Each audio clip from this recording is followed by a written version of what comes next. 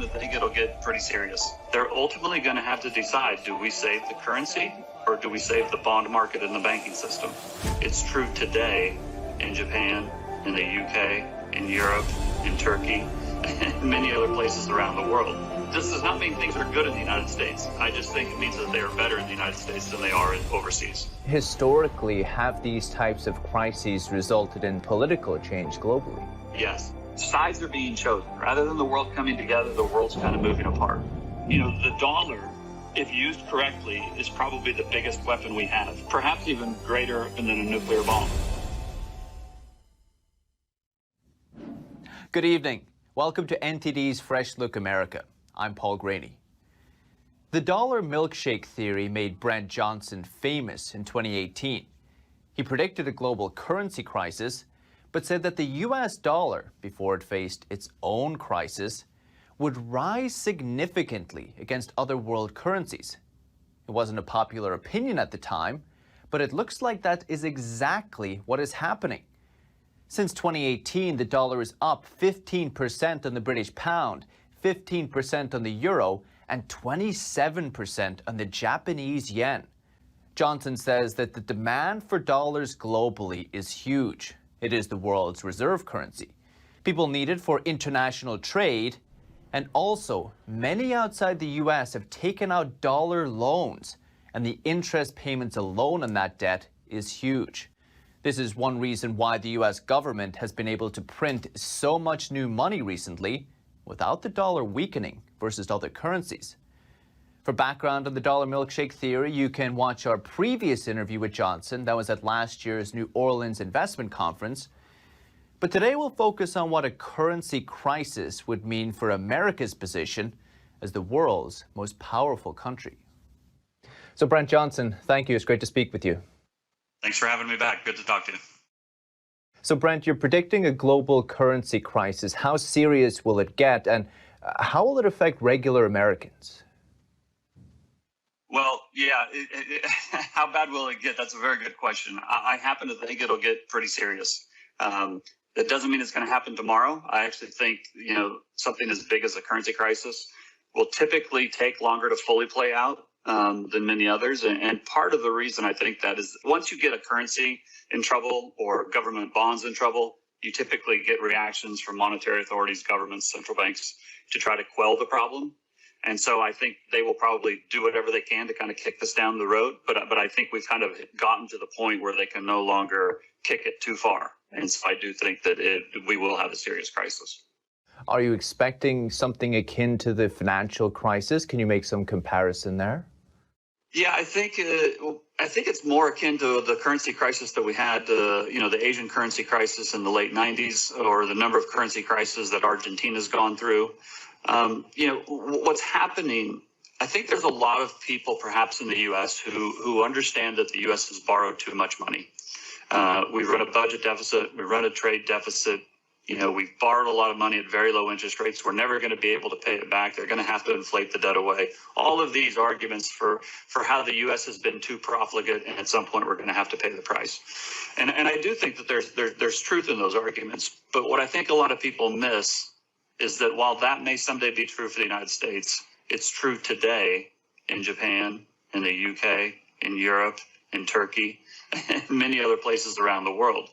So while it may be true for the U.S. someday, it's already true for others today. And as a result, that's why you've seen the dollar rising so aggressively versus these other currencies. And so, the governments and the monetary authorities of these other countries, whether it's the UK, whether it's Japan, whether it's Sri Lanka, they're ultimately going to have to decide, do we save the currency or do we save the bond market and the banking system? History shows that governments try to protect both, but they ultimately have to choose one, and they choose to save the bond market and the banking system. And as a result, the currency falls a lot. And when the currency falls, that's when you get the currency crisis. So can you take some of these areas that we're seeing crises in at the moment and perhaps what we could expect to see in the United States if things play out in a similar way? Well, I think what you have to remember, if I give you an example, both Japan and Europe and the UK, they have borrowed a lot of money over the last 10 years, whether it's for bailouts, stimulus programs, however you want to define that. A lot of that was done at either very low interest rates or negative interest rates. Now, with inflationary pressures as a result of the COVID policies and the shutdowns and deglobalization and the lack of supply, we're getting inflationary pressures, which the world has not had to deal with on a great scale for a very long time. Those inflationary pressures makes it harder to use the tools that were used in the global financial crisis to combat a global slowdown. So now we have a global slowdown and inflationary pressures. If they were to use the same policies they used coming out of the global financial crisis, it would exacerbate the inflationary pressures as opposed to fight them. So you're saying these central banks in the past and up until now have used inflationary measures to combat crises, similar crises, but now we're seeing across the world, record high inflation. You're saying it's not as easy. Is it impossible for them to use these? They risk, if I'm not mistaken, on one hand, exacerbating the inflation, or on the other hand, financial crisis. That's right. And if they do use these policies to combat the deflationary pressures and do exacerbate the inflationary pressures, then they're going to have a social crisis on their hand, because the citizens are not just going to sit there and accept record high inflation and a decreasing standard of living. If you look back, I don't want to sound too overly dramatic, but if you look back at every revolution in history, it happened when people were out of work and they were hungry and they were cold. Well, right now we've got high inflation. Their jobs are not as secure, and food prices are rising. And energy prices are rising. So they're cold. They have the potential to be very cold this winter. They have the potential to be hungry, and they have the potential to be very upset. And so I think, history shows that governments typically use financial repression to get out of an over-indebted situation. What that means is they let inflation run hot and inflate the debt away. It works really, really well on a spreadsheet. You hold rates low, you let inflation go high, you let inflation run at 5 or 6% for 10 years, and you've just inflated away 50% of the debt.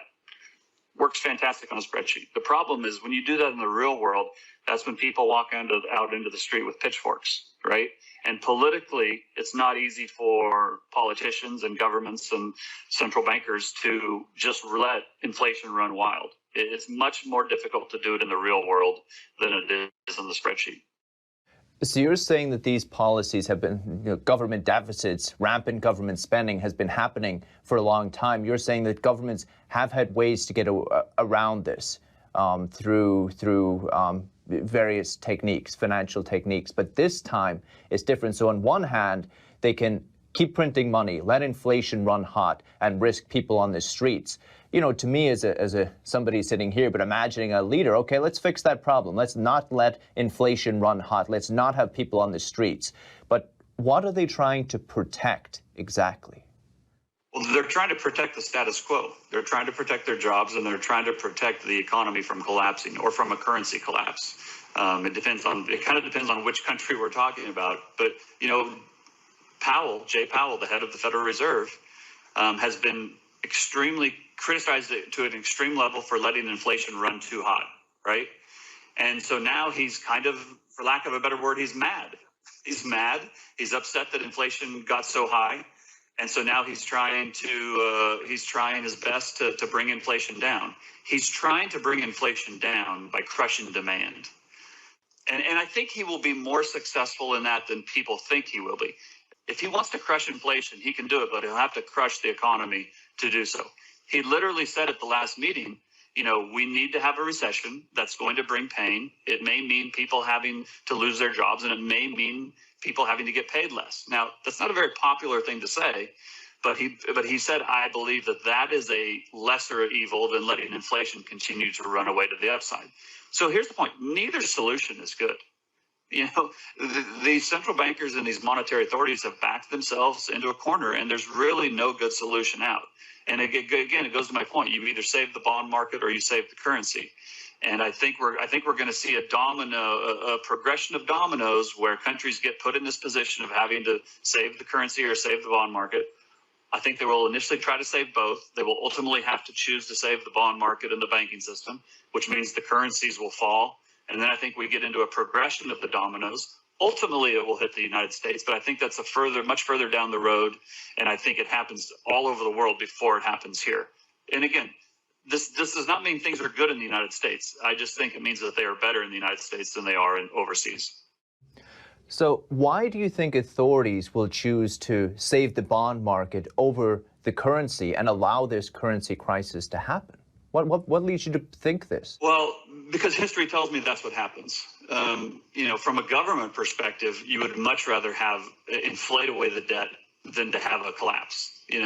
I think the interesting thing that if you talk to anybody in Germany, they have somebody in their family who lived through the Weimar inflation. And so the biggest fear that they have is the money losing value. If you talk to any American, they have somebody who lived in their family who lived through the Great Depression. In the Great Depression, money had incredible value because there were no jobs, there was no money. So the little money there was had great value. And so, in America, we have always fought against deflation. In Europe or in Germany, they for 100 years have fought against inflation. And it both lead to ruin. Both are horrible, but they're just different sides of the same coin.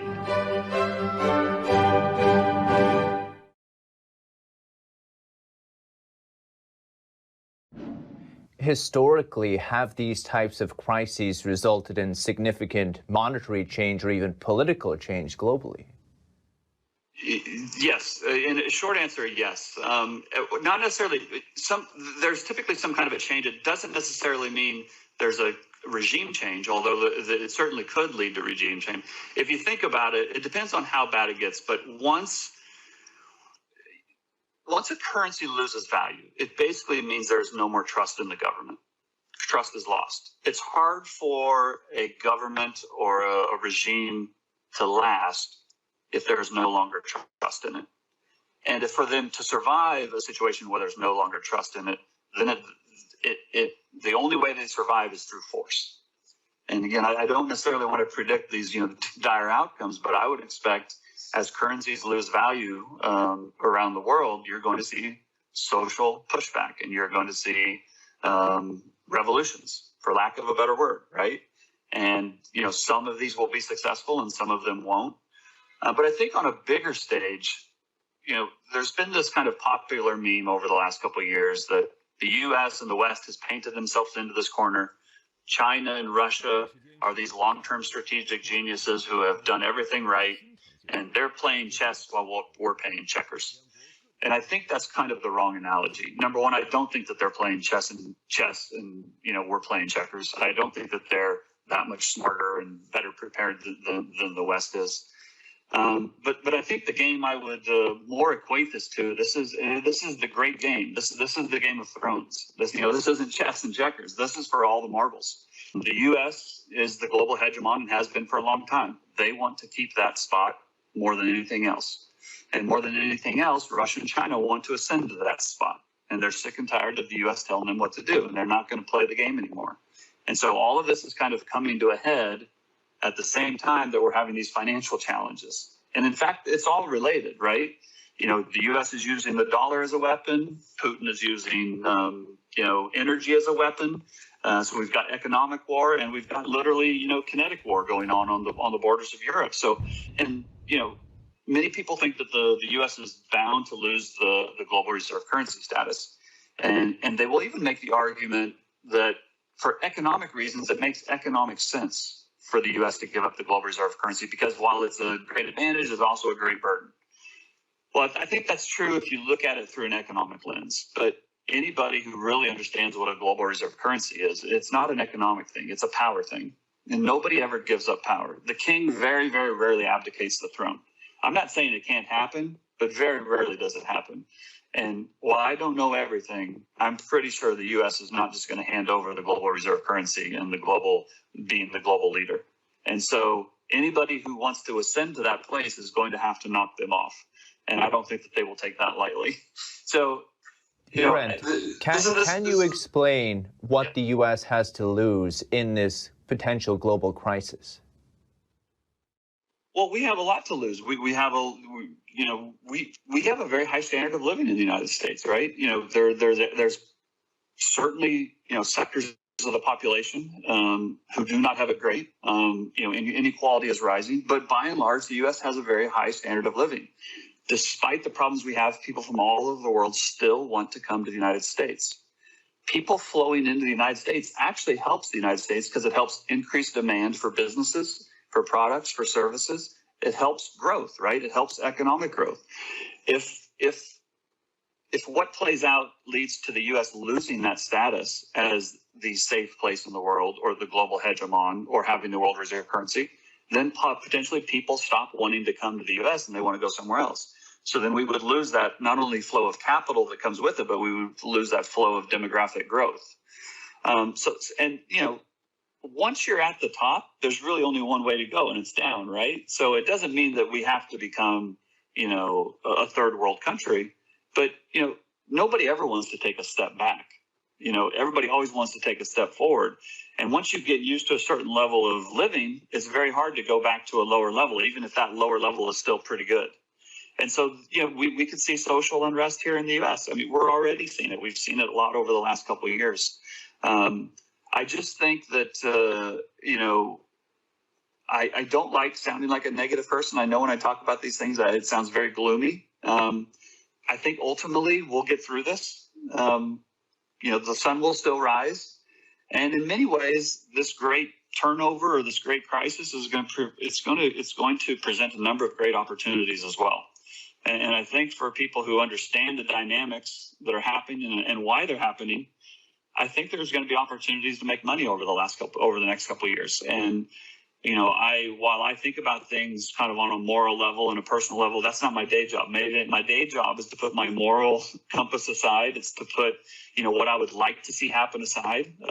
And my job is to figure out what's going to happen and place capital in a way that will make money when that happens.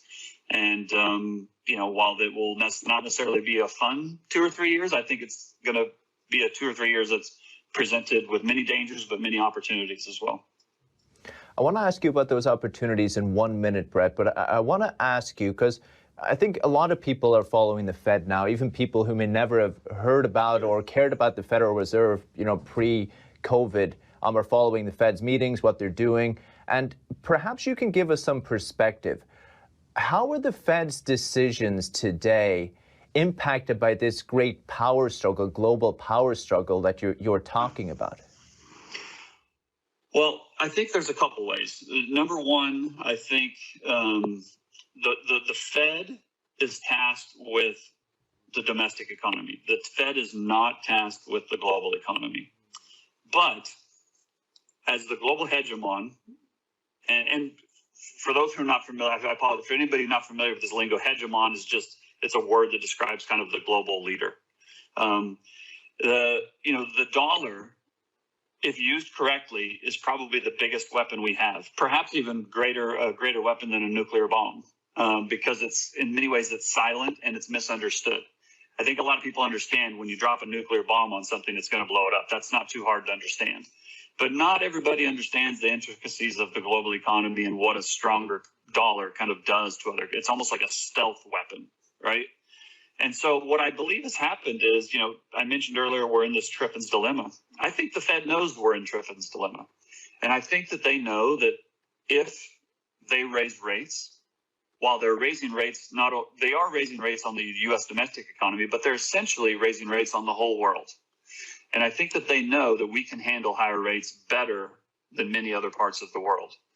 And because in the last couple of years, we've kind of led to this bifurcation of globalization. We've got East versus West. We've got Russia versus the United States. We've got China versus the United States. We've got Russia versus Europe. Sides are being chosen. Rather than the world coming together, the world's kind of moving apart. And I think each side is trying to shore up their team, for lack of a better way of saying it. And I think anybody that's on the margins, both Russia and China and the U.S. and West, they're in Europe, they're reaching out to these people that are on the margins and say, hey, come to our side, or hey, come to our side. And I think if you're trying to get somebody to your side who doesn't think they need to be on your side, if you put them in a position where now they need you, it's more likely to get them to agree with you. So if a country is fine, but then all of a sudden the dollar starts going higher and their funding costs start going higher and it's harder and they start having some, economic and social problems at home. Now maybe they need help. Now the U.S. can go to them and say, hey, we're willing to help you out, but in exchange for our help, you're going to have to give us help versus Russia, versus China on this UN Security Council vote, on this new trade agreement, whatever it is. In other words, help, but help with strings. And I think that's kind of what's going on now. I've talked to a lot of people who completely disagree with me. They say that the Fed has nothing to do with that. Well, that may be true, but the Treasury is involved. Many people don't know this, but the Treasury Department actually sets dollar policy. And the Treasury wants a stronger dollar. And so if the Treasury wants the stronger dollar, the Fed has some leeway to help them out or not. But, if the Fed and if the Treasury in general says we want a stronger dollar, that means that they don't want the Fed doing huge amounts of QE and not raising rates, right? So I think that the dollar has, without question, been used as a weapon this year.